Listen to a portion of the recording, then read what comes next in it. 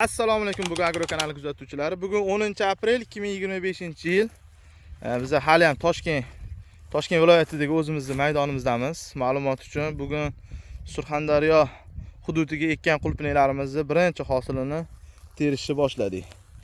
Mana oldingi qo'ygan videomizda ko'pchilik etishibdi, ko'pchilik kommentariyada yozishgan ko'chatlari bormi, ko'chatidan beringlar, ko'chatidan sotinglar deyilganligiga. Mana shu Kleri ko'chatlarimiz, mana Kleri ko'chatlar yetilgan, voyaga yetgan, bu kuz oyida bostirilgan ko'chatlar. Bularni bemalol onalik ko'chat uchun eksa bo'ladi. Hozirgi paytda iminni hozir aprel oyida, to'liq aprel oyida may oyigacha bemalol onalik ko'chatga eksanglar bo'ladi. Bu yog'iga may, iyun oyida 2 oy mobaynida bu ona ko'chatni boqib tayyorlasanglar, 2 oy mobaynida bemalol bulardan o'sha sifatli bola ko'chat olsanglar bo'ladi. Bular o'sha hosil uchun avgust oyida ekilaveradi.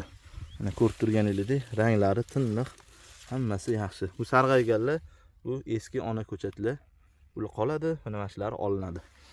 Bu yerda Kleri ko'chatlar va bu yoqda mana alba ko'chatlar bor.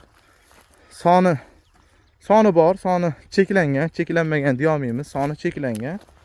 Mana shu ko'chatlarimizni sizlarga bemalol berishimiz mumkin. Ko'chatni narxini o'zingizlar agar tayyorlash usullarini bilsanglar, qulupnay soha bilan shug'ullanadigan qulupnaychi dehqon akalar bo'ladigan bo'lsa, ayniqsa Namangan viloyati va Samarqand viloyatidagilar juda katta ochiq maydonda qulupnay ekishadi.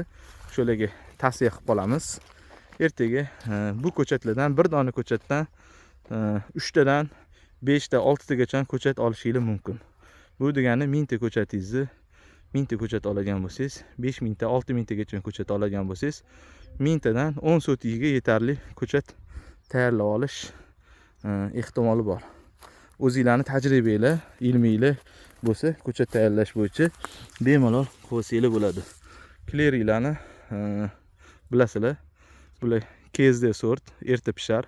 Albaga qaraganda 5 kun, 10 kun atrofida vaqtli pishadi. Shuning uchun mana shu ko'chatlarni sizlarga tavsiya qilib qolamiz. O'zimizning yerlarimiz tayyor bo'ldi.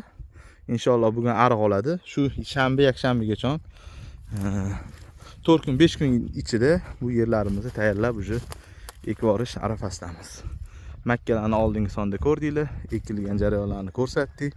Bu joyi mana tekis qilib, nol qilib, bu yerda ideal qilib tayyorlab qo'ydik. Inshaalloh bu yerda o'zgacha uslubda ariqlar olinadi.